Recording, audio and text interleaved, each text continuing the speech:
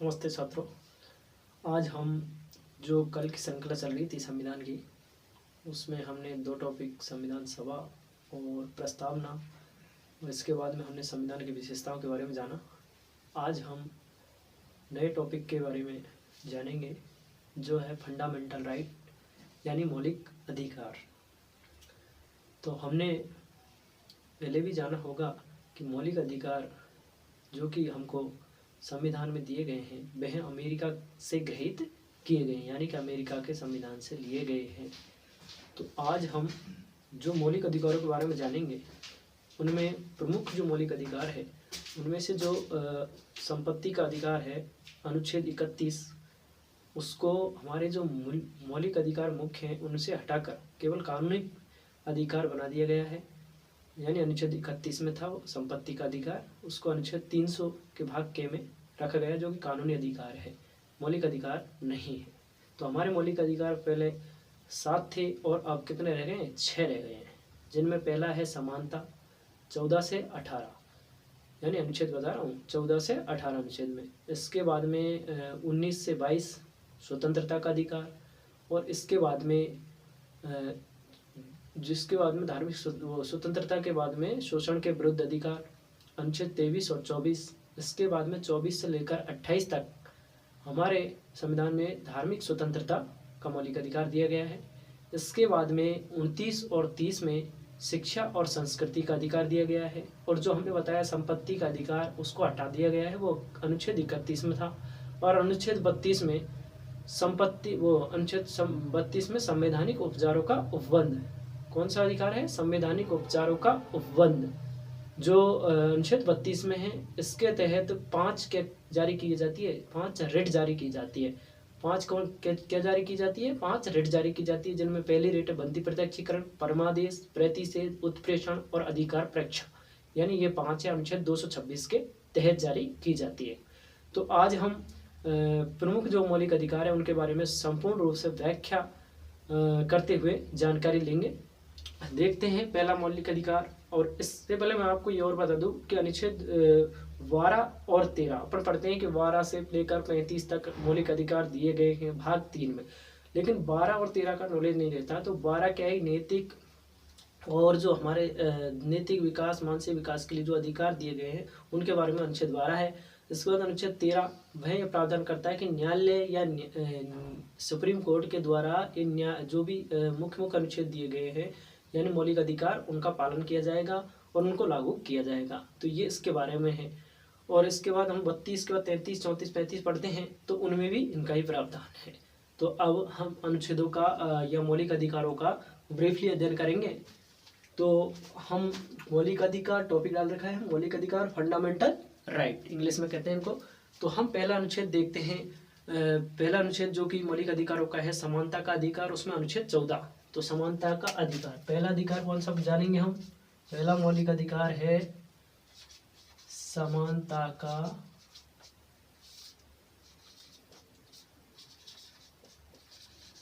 अधिकार। समानता का अधिकार, समानता के अधिकार को हम 4 अनुच्छेदों में जानेंगे, जिनमें अनुच्छेद 14, अनुच्छेद 15, अनुच्छेद 16, अनुच्छेद 17 और अनुच्छेद 18, यानी कि हम 4 जो मुख्य अनुच्छेद हैं या 5, 18 में 5 हो गए ना, 14 सहित 5 हो गए। तो इनमें क्या जानेंगे हम? समानता के अधिकार के बारे में जानकारी लेंगे। तो हम सबसे पहले जानते हैं अनुच्छेद 14, ठीक है ना, इनको हम बाद में जानेंगे। तो अनुच्छेद 14 जो दिया गया है वह है कानून का समान संरक्षण। कानून के यानी कानून के दायरे में समान संरक्षण या अवसर की समानता कह सकते हैं हम इसको।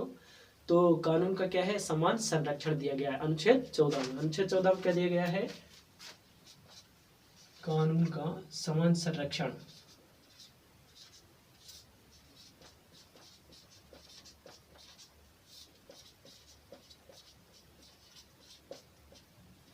कानून का समान संरक्षण किसमें है? अनुच्छेद 14। अनुच्छेद 14 में हमको दिया गया है कानून का समान संरक्षण। क्या दिया गया है? कानून का समान संरक्षण। यानी कानून के तहत हमको किसी भी प्रकार का क्या नहीं किया जाएगा, भेदभाव नहीं किया जाएगा। यानी कि किसी को भी किसी भी दायरे में कानून के यानी कानूनी सहायता हो या अपराध कर दिया तो उसको समान ही वो दंड मिलेगा जो उच्च वर्ग के मिलेगा या निम्न वर्ग को मिलेगा। तो वो हमको किस में दिया गया है, कानून का समान संरक्षण अनुच्छेद 14 में दिया गया है। इसके बाद में हम अनुच्छेद 15 को जानते हैं। 14 को हमने देखा कि कानून का समान संरक्षण या कानून के दायरे में समान संरक्षण या कानून के समान अवसर की समानता या अवसर की समानता कह सकते हैं। इसके बारे में हम जानेंगे अनुच्छेद 15। तो हम जैसे अनुच्छेद 14 को जानते हैं, उसके बाद में अनुच्छेद 15 को पढ़ते हैं। तो अनुच्छेद 15 के क्या भाग जाते हैं, 5 खंडों में विभाजित किया गया, यानी 5 भागों में उसको विभाजित किया गया है। तो हमको जैसे हम एक एक को जानेंगे। अनुच्छेद 15 का फर्स्ट भाग, अनुच्छेद 15 का फर्स्ट भाग क्या करता है, धर्म, मूलवंश, जाति, लिंग और जन्म स्थान के आधार पर भेद नहीं। यानी कि अनुच्छेद 15 का फर्स्ट भाग कहता है धर्म, मूलवंश, जाति, धर्म, मूलवंश, जाति, जन्म स्थान के आधार पर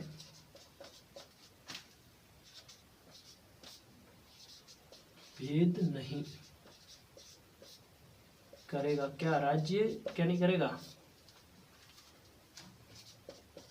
राज्य धर्म, मूलवंश, जाति, जन्म स्थान के आधार पर भेद नहीं करेगा। ये अनुच्छेद 15 जो समानता का अधिकार है वो अनुच्छेद 14, अनुच्छेद 15। 14 में हमने कानून का समान संरक्षण या कानून के नीति के तहत समान कानून की विधि के तहत समान अवसर या समान संरक्षण। इसके बाद अनुच्छेद 15 जाना। तो अनुच्छेद 15 में धर्म, मूलवंश, जाति, जन्म स्थान के आधार पर भेद नहीं करेगा राज्य। यानी किसी भी व्यक्ति को धर्म के आधार पर, मूलवंश के आधार पर, जाति के आधार पर, जन्म स्थान के आधार पर कोई भेद नहीं किया जाएगा। वो अनुच्छेद 15 के भाग फर्स्ट में कहा गया है, ठीक है ना। इसके बाद में हम अनुच्छेद 15 के फर्स्ट भाग को जानने के बाद में हम अनुच्छेद 15 का सेकंड भाग जानेंगे, जिसमें भी यही है क्या, धर्म, मूलवंश, जाति, जन्म स्थान के आधार पर भेदभाव नहीं किया जाएगा। जो अनुच्छेद 15 है उसका सेकंड जो भाग है, उस सेकंड भाग में भी इन्हीं आधार पर, किन आधार पर, धर्म, मूलवंश, जाति, लिंग और जन्म स्थान के आधार पर ही क्या नहीं किया जाएगा, सार्वजनिक जगहों पर प्रवेश या खान पान पर निषेध नहीं किया जाएगा। क्या नहीं किया जाएगा, यानी जो धर्म है, मूलवंश है, भाग तो सेकंड बना दिया, लेकिन इसमें धर्म, मूलवंश, जाति, जन्म स्थान यानी कि जो फर्स्ट में दी गई है, जो भाग फर्स्ट में दिया गया है उनको सार्वजनिक जगह पर, कि किस पर, सार्वजनिक जगह पर, इनके आधार पर, किनके आधार पर, धर्म, मूलवंश, जाति और जन्म स्थान के आधार पर क्या नहीं किया जाएगा, भेदभाव नहीं किया जाएगा। जगहों पर क्या किया जाएगा, भेदभाव नहीं। और खान पान यानी कि कोई भी किसी भी रेस्टोरेंट पर खा सकता है खाना, या कहीं भी सार्वजनिक जगह, यानी कि जैसे हम कह सकते हैं कि भाई गार्डन हुआ और भी सार्वजनिक स्थल हुए, सरकारी जो सरकार के द्वारा निर्मित है या निजी है, तो उन पर भी क्या नहीं किया जाएगा, किसी भी प्रकार का भेदभाव नहीं किया जाएगा इन धर्म के आधार पर, जाति के आधार पर, ठीक है ना। तो अनुच्छेद हमने 15 का फर्स्ट भाग पढ़ा। इसके बाद सेकंड में जाना कि वो चीजें हैं धर्म, मूलवंश, जाति के आधार पर, लेकिन इनको क्या, सार्वजनिक जगह पर भेदभाव नहीं, खान पान पर निषेध नहीं किया जाएगा, या इस खान पान के आधार पर क्या नहीं किया जाएगा, भेदभाव नहीं किया जाएगा। इसके बाद हम अनुच्छेद 15 के जो भाग थर्ड है यानी नंबर 3 के बारे में जानेंगे। तो नंबर 3 में ये कहा गया है कि राज्य क्या करेगा, राज्य महिलाओं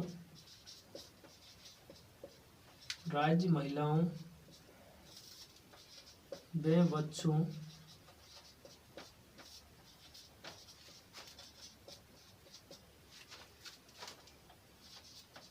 प्रावधान यानी विशेष प्रावधान, यानी उनको छूट दे सकता है, विशेष प्रावधान करेगा, है ना, यानी करेगा या करने के लिए उसको छूट होगी। यानी राज्य क्या करेगा, महिलाओं को और बच्चों के लिए विशेष प्रावधान कर सकता है, विशेष अधिकार दे सकता है, उनके लिए रिजर्वेशन की व्यवस्था कर सकता है, आरक्षण की व्यवस्था कर सकता है। आपको पता ही है वो महिलाओं को 33% था, वो 50% कर दिया है। तो वही है बात कि महिलाओं को और बच्चों को क्या कर सकता है, राज्य अधिकार दे सकता है, अधिक अधिकार दे सकता है, अनुच्छेद 15 के भाग 3 के तहत। अनुच्छेद 15 के भाग 3 के तहत यानी समानता के अधिकार में दिया गया है कि महिलाओं और बच्चों को समान करने के लिए उनको आगे बढ़ने के लिए राज्य किसी भी प्रकार का प्रावधान कर सकेगा। इसके लिए राज्य पर किसी प्रकार की क्या नहीं होगी, किसी प्रकार की कोई पाबंदी या बंधन नहीं होगा। इसके बाद में हम अनुच्छेद 15 का जो भाग नंबर 4 है उसमें जानेंगे कि भाग नंबर 4 में SC/ST के लिए, SC और ST के लिए क्या करेगा, राज्य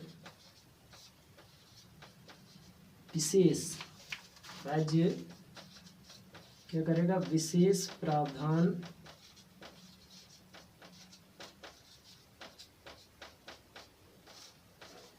यानी अनुच्छेद 15 के भाग 4 में SC/ST के लिए राज्य विशेष प्रावधान कर सकता है। इसके लिए भी किसी प्रकार का बाउंडेशन या पाबंदी उस पर नहीं होगी। किस पर, राज्य पर किसी प्रकार की बाउंडेशन नहीं होगा, किसी प्रकार का बंधन नहीं होगा। वह राज्य या राष्ट्र SC/ST कैटेगरी के लिए विशेष उपबंध या प्रावधान कर सकता है। जैसे बालक और महिलाओं के लिए कर सकता है, उसी प्रकार इन जो निचली निम्न कास्ट है उनके लिए भी क्या कर सकता है, विशेष प्रावधान राज्य करेगा।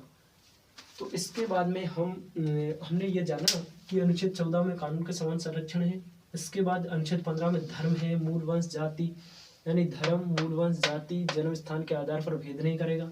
भाग नंबर 2 जो कि फर्स्ट का ही क्या है, अपोजिट है, यानी कि उसका ही बिलोंग नहीं है, यानी समानार्थी है एक तरह से। सार्वजनिक जगह पर भेदभाव नहीं करेगा, यानी कि गार्डन हुआ, क्या हुआ, यानी गार्डन, रेस्टोरेंट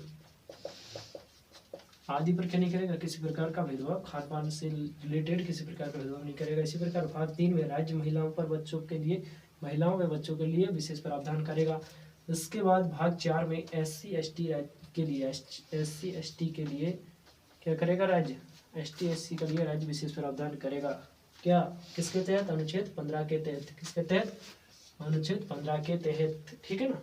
इसके बाद में हम अनुच्छेद 16 के बारे में जानेंगे। अनुच्छेद 16 के बारे में जानकारी लेंगे। समानता के अधिकार में अनुच्छेद 16, 17 और 18 इनके बारे में हम जानेंगे।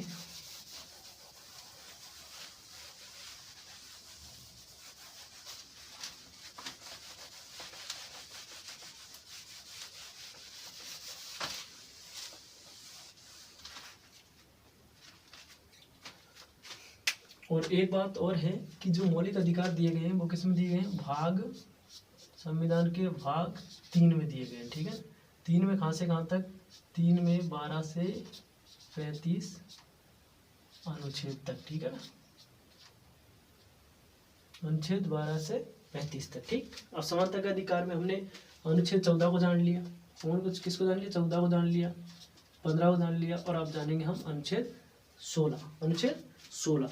तो अनुच्छेद 16 में क्या है, अनुच्छेद 16 में भी क्या है, पद और अवसर, यानी पद और अवसरों के लिए समान अवसर, यानी पद और अवसर यानी नियुक्ति, नियोजन और नियुक्ति के लिए क्या किए जाएंगे, समान अवसर दिए जाएंगे। यानी कि जो समानता का अधिकार है उसमें जो अनुच्छेद 14 है, अनुच्छेद 15 है, अनुच्छेद 16 है, उसमें क्या है कि सभी प्रकार की जो समानता है, यानी सभी जो पिछड़े वर्ग, निचले वर्ग, SC/ST, महिला, बालक, उनके लिए दिए गए हैं। तो इसी प्रकार पद और नियुक्तियों में क्या है, समान अवसर, यानी अनुच्छेद 16 का भाग फर्स्ट क्या प्रावधान करता है, पद और नियुक्ति में समान अवसर का प्रावधान करता है। क्या करता है, पद और नियुक्ति में समान अवसर। अनुच्छेद 16 का फर्स्ट भाग करता है पद और नियुक्ति में, किसमें, पद व नियुक्ति में क्या, पद में नियुक्ति में समान अवसर।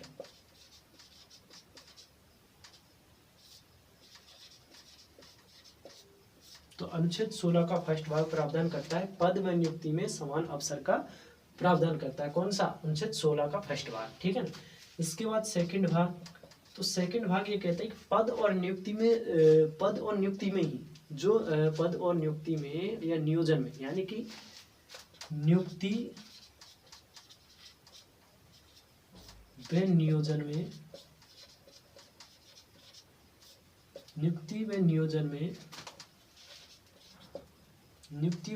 में किसी प्रकार का भेदभाव नहीं किया जाएगा। क्या नहीं किया जाएगा, किसी प्रकार का भेदभाव नहीं किया जाएगा। यानी कि जाति, लिंग, के आधार पर, यानी कि पद नियुक्ति और नियोजन में जाति धर्म किसी भी आधार पर क्या नहीं किया जाएगा,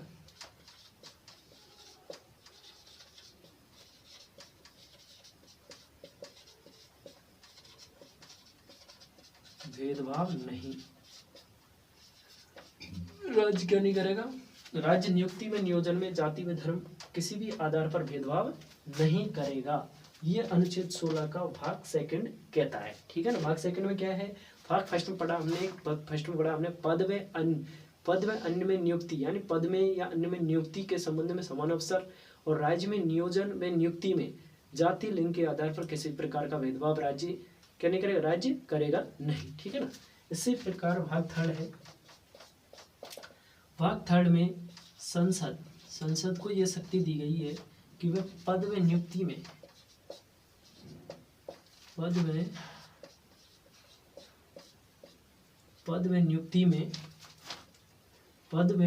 में क्या करेगा, विशेष प्रावधान कर सकता है। विशेष प्रावधान कर सकती है क्या संसद, विशेष प्रावधान कर सकती है। संसद को ये शक्ति दी गई है, संसद को क्या दी गई है, संसद को ये शक्ति दी गई है कि भाई पद में नियुक्ति में विशेष प्रावधान कर सकती है। क्या संसद, अनुच्छेद 16 का भाग नंबर 3 कहता है कि संसद नियोजन में नियुक्ति में क्या कर सकती है, विशेष प्रावधान कर सकती है या विशेष छूट दे सकती है। कौन, संसद दे सकती है। संसद को ये शक्ति दी गई है, विधि बना सकती है, नीति बना सकती है। ठीक है ना। इसके बाद में भाग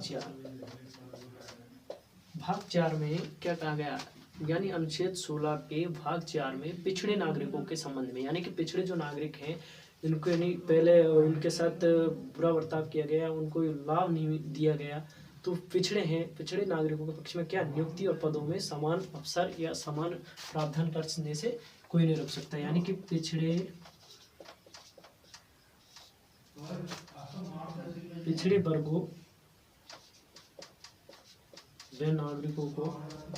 वर्गों व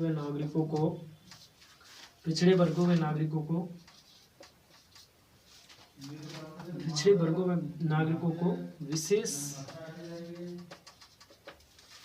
प्रावधान किसमें करेगी, पद व नियुक्ति में सरकार क्या कर सकती है, राज्य सरकार या राष्ट्रीय सरकार क्या कर सकती है, पिछड़े वर्गों व नागरिकों को विशेष प्रावधान पद व नियुक्ति में कर सकती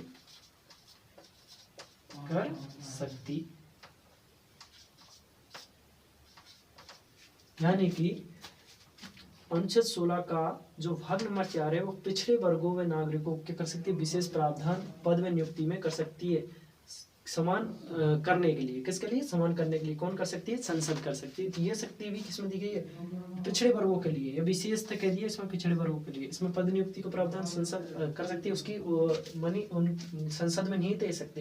लेकिन इसके बाद में संसद ये भी कहती है कि पिछड़े वर्गों में नागरिकों को भी विशेष प्रावधान पद नियुक्ति में करने का किसको अधिकार है, संसद को अधिकार तो है, लेकिन कर सकती है। इसमें राज्य किसी प्रकार की या सरकार किसी प्रकार की रोक टोक नहीं लगा सकती। ये पूर्णतः किस पर निर्भर करता है, राज्य सरकार पर निर्भर करता है। और जैसे कि मतलब पिछड़े आर्थिक आधार पर अभी दिया गया है किसको, जो पिछड़े वर्गों को आरक्षण दिया गया है ना, मतलब 10% श्रवण वर्ग को, तो वही कारण है, यही कारण है। इसके आधार पिछड़े वर्ग है, यानी पिछड़ा वर्ग है तो उनको क्या दे सकते, विशेष प्रावधान कर सकती है नियुक्ति में। ठीक है ना। इसके बाद में हम अनुच्छेद इसको तो 4 तक पढ़ लिया हमने। 5वां जो वर्णन एक और रह गया, इसमें एक यह रह गया कि ऐसी विधि नहीं बनाएगी जो कि सांप्रदायिक संस्थाओं को चोट पहुंचाए। यानी धर्म या एक भाग नंबर अनुच्छेद 16 का भाग नंबर 5 में क्या नहीं कर सकती, ऐसी विधि नहीं बना सकती। ऐसी विधि संसद ऐसी विधि नहीं बनाएगी, संसद ऐसी विधि नहीं बनाएगी जो क्या करे, जो धर्म व सांप्रदायिक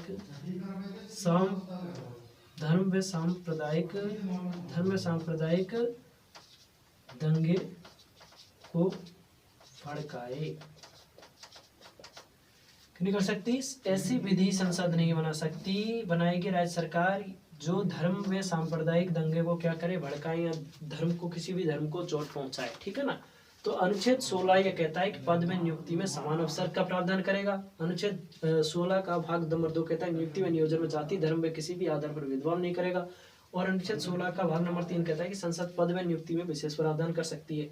अनुच्छेद 16 का भाग नंबर 4 कहता है कि पिछड़े वर्गों व नागरिकों को विशेष प्रावधान पद में नियुक्ति में कर सकती है। ये सरकार के ऊपर निर्भर करता है। जिस प्रकार सवर्ण वर्ग को आरक्षण दिया गया है उसी प्रकार अनुच्छेद 5 कहता है, अनुच्छेद 16 का भाग नंबर 5 कहता है कि ऐसी विधि नहीं बनाएगी जो किसी भी धर्म को, संप्रदाय को चोट पहुंचाए या किसी भी दंगे को भड़काए। तो हमने अनुच्छेद 16 को विस्तृत रूप में जान लिया है। इसके बाद में हम अनुच्छेद 17 के बारे में जानेंगे। तो अनुच्छेद 17 का आपको सभी को ध्यान होगा कि अनुच्छेद 17 में किसका निषेध किया गया है। तो अनुच्छेद 17 जो कि ज्यादातर परीक्षाओं में दोहराया जाता है ये क्वेश्चन, जहाँ तक कि RAS से लेकर RPSC first grade, second grade और रीट, उसमें भी ये क्वेश्चन आया हुआ है। कौन सा? अनुच्छेद 17। अनुच्छेद 17 किसका निर्धारण करता है? तो अनुच्छेद 17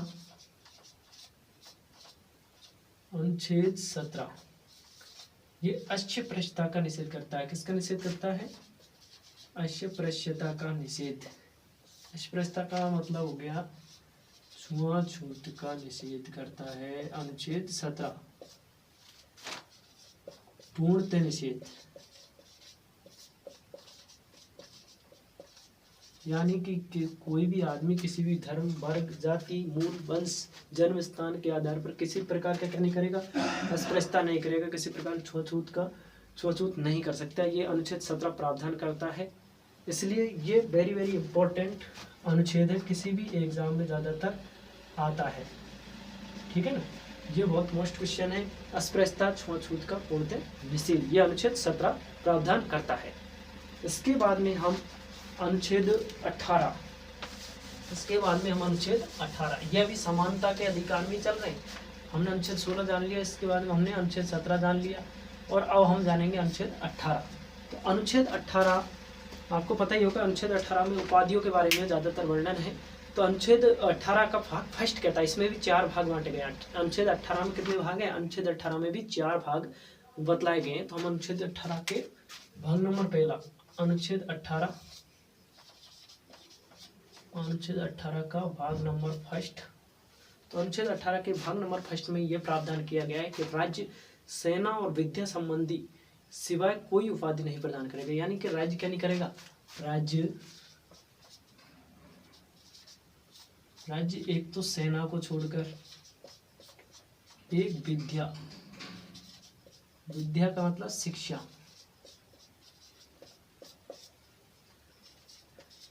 के सिवाय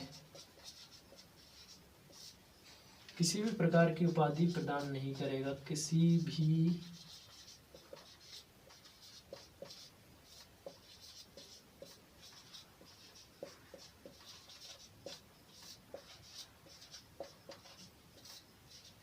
उपाधि प्रदान नहीं करेगा। राज्य क्या नहीं करेगा? राज्य एक तो सेना को छोड़कर और एक विद्या यानी शिक्षा को छोड़कर किसी भी प्रकार की उपाधि क्या नहीं करेगा? प्रदान नहीं करेगा। कौन? राज्य।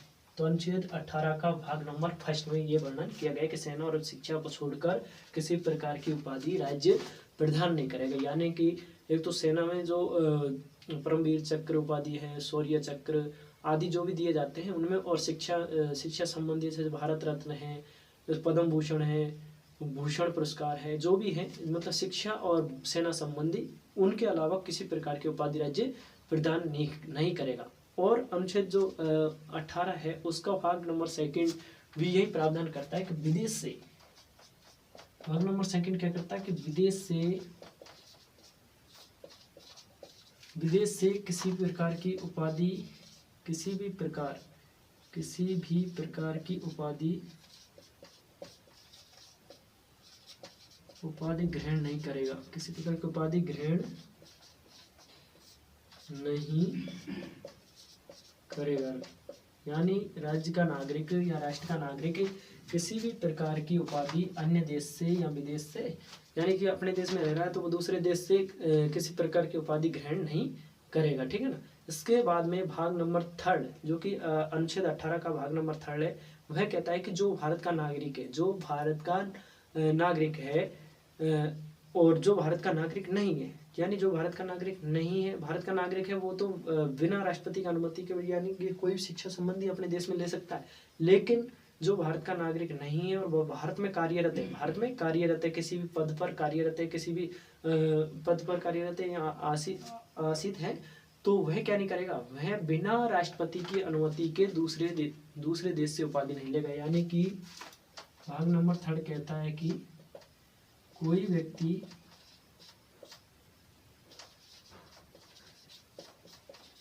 जो भारत का नागरिक नहीं है, जो भारत का नागरिक नहीं है, वह अन्य देश से कोई उपाधि बिना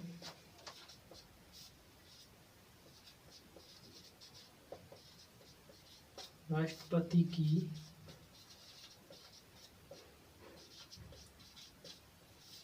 अनुमति के ग्रहण नहीं करेगा,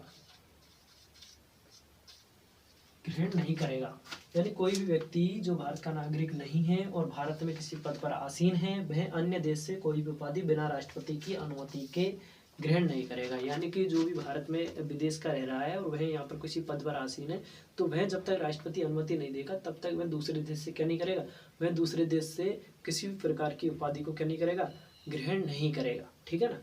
और एक और यही बारे में है कि भेंट पद, यानी भेंट व पद को, यानी कि कोई भी नागरिक, अनुच्छेद 18 का भाग नंबर 4 ये कहता है कि वही बात कि कोई भी व्यक्ति जो भारत का नागरिक नहीं है, यानी कि वह पद पर आसीन है, तो कोई भी भेंट लेगा, यानी कि विदेशी भेंट, विदेश से किसी भी प्रकार की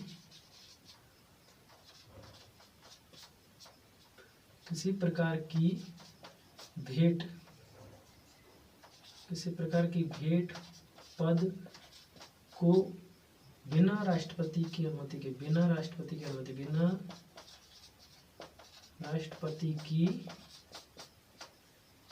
अनुमति के ग्रहण नहीं करेगा। यानी कि उसमें तो हमने क्या जाना, किसी भी उपाधि को ग्रहण नहीं करेगा राष्ट्रपति का अनुमति के बिना। इसी प्रकार विदेश से किसी प्रकार की भेंट और पद को बिना राष्ट्रपति की अनुमति ग्रहण, इसमें भेंट और पद है और इसमें उपाधि है, ठीक है ना, ये ध्यान रखना अपने को। अनुच्छेद 18 का भाग नंबर 1 एक बार रिवीजन कर लेते हैं। अनुच्छेद 18 का भाग नंबर 1 कहता है कि राज्य सेना व विद्या शिक्षा के सिवाय किसी प्रकार की उपाधि प्रदान नहीं करेगा। विदेश से भाग नंबर 2 विदेश से किसी प्रकार की उपाधि ग्रहण नहीं करेगा, किसी प्रकार की नहीं कर सकता। लेकिन भाग नंबर 3 कहता है कि कोई व्यक्ति जो भारत का नागरिक नहीं है, वह अन्य देश से कोई उपाधि तभी ग्रहण करेगा जब राष्ट्रपति अनुमति प्रदान करेगा। इसके बाद भाग नंबर 4 कहता है कि विदेश से किसी प्रकार की भेंट और पद को बिना राष्ट्रपति की अनुमति के ग्रहण नहीं करेगा, ठीक है ना। तो ये भाग नंबर हमने 18 अनुच्छेद नंबर 18 भाग नंबर 3 में जो मौलिक अधिकार दिए गए हैं, उनमें मौलिक अधिकारों का पहला मौलिक अधिकार समानता का अधिकार, और समानता का अधिकार में भी हमने अनुच्छेद 12, अनुच्छेद 13 और अनुच्छेद 14, यानी कि जो समानता का है वो 14 से चालू होता है, लेकिन 12 और 13 के बारे में जाना हमने। इसके बाद अनुच्छेद 14 के बारे में जाना, 15 के बारे में जाना, 16 के और 17 के और अनुच्छेद 18 के बारे में जाना। 18 के चारों खंडों को हमने जान लिया है। तो इसी के साथ हमने जो समानता का अधिकार है उसको पूर्णतः देख लिया है। एक बार फर्स्ट रिवीजन कर लेते हैं हम। तो अनुच्छेद 14 जो समानता का अधिकार है, अनुच्छेद 14 से 18 तक है। अनुच्छेद 14 में कानून का समान संरक्षण है। अनुच्छेद 15 में क्या है, धर्म, मूल, वंश, जाति, लिंग, जन्म स्थान के आधार पर भेद नहीं है। और अनुच्छेद 15 का सेकंड भाग कहता है कि सार्वजनिक जगह पर प्रवेश व खान पान पर भेद नहीं किया जाएगा, यानी धर्म, मूल, वंश, जाति के आधार पर ही। अनुच्छेद 15 नंबर उसका ही भाग नंबर 3 कहता है कि बालकों और महिलाओं के लिए राज्य विशेष उपबंध करेगा। इसी प्रकार भाग नंबर 4 कहता है कि SC ST के लिए विशेष उपबंध राज्य द्वारा किया जाएगा। इसी प्रकार अनुच्छेद 16, अनुच्छेद 15 के बाद में हमने अनुच्छेद 16 का पहला भाग कहता है कि पद में अन्य नियुक्ति में क्या लिया जाएगा, समान अवसर दिया जाएगा। इसके बाद में अनुच्छेद 16 है, उसका सेकंड भाग, राज्य में नियोजन और पदों में जाति और लिंग के आधार पर किसी प्रकार का भेद नहीं किया जाएगा। इसके बाद में अनुच्छेद 16 का ही भाग नंबर 3, संसद द्वारा नियोजन में नियुक्ति में किसी प्रकार का क्या विधि या नीति बना सकती है। इसके बाद अनुच्छेद 16 का भाग नंबर 4, पिछड़े नागरिकों के पक्ष में नियुक्ति व पदों के संबंध में सरकार को किसी भी नीति बनाने से रोका नहीं जाएगा। इसी प्रकार अनुच्छेद 16 का भाग नंबर 5 कहता है कि ऐसे विधि नहीं बनाएगा राज्य जिससे धर्म और संप्रदाय को नुकसान या चोट पहुंचे। इसके बाद अनुच्छेद 17 जाना हमने, उसमें अस्पृश्यता का निषेध किया गया, छुआछूत का निषेध किया गया। इसके बाद में हमने अनुच्छेद 18 को जाना, उसका भाग फर्स्ट में सेना और विद्या संबंधी जो उपाधि है उसके यानी सेना और विद्या संबंधी उपाधि के अलावा अन्य उपाधि राज्य प्रदान नहीं करेगा। और अनुच्छेद 18 का भाग नंबर 2 कहता है कि विदेश से कोई भी उपाधि ग्रहण नहीं की जाएगी। अनुच्छेद 18 का भाग नंबर 3 कहता है कि जो भारत का नागरिक नहीं है वह बिना राष्ट्रपति की अनुमति के दूसरे देश से उपाधि नहीं लेगा। इसके बाद में अनुच्छेद 18 का भाग नंबर 4 कहता है कि राज्य के अधीन लाभ का पद धारण करने वाला कोई भी व्यक्ति, यानी कि राज्य के अधीन लाभ का पद धारण करने वाला कोई भी व्यक्ति किसी प्रकार की भेंट और किसी प्रकार का पद क्या नहीं करेगा, बिना राष्ट्रपति की अनुमति के ग्रहण नहीं करेगा। इसके बाद में हमारा जो समानता का अधिकार है वो यहाँ पर खत्म हो जाता है। इसके बाद में हम अगला जो अधिकार है स्वतंत्रता का अधिकार, उसको अनुच्छेद 19 से 22 तक, जो पहले बताया था अनुच्छेद 19 से 22 तक जानेंगे। तो अनुच्छेद 19 में हम उसके 6 प्रकारों के बारे में जानेंगे। 19 के 6 भाग, उनमें वाक स्वतंत्रता, शांतिपूर्ण सम्मेलन, संघ बनाने और भारत में घूमने, भारत में कहीं भी रहने, भारत में कहीं व्यवहार करने, आजीविका कमाने में, तो यानी उनके बारे में क्या है, स्वतंत्रता दी गई। तो उनके बारे में विस्तार से अध्ययन करेंगे। इससे पहले हम समानता का अधिकार को जान चुके हैं, तो इसको मिटा के देखते हैं।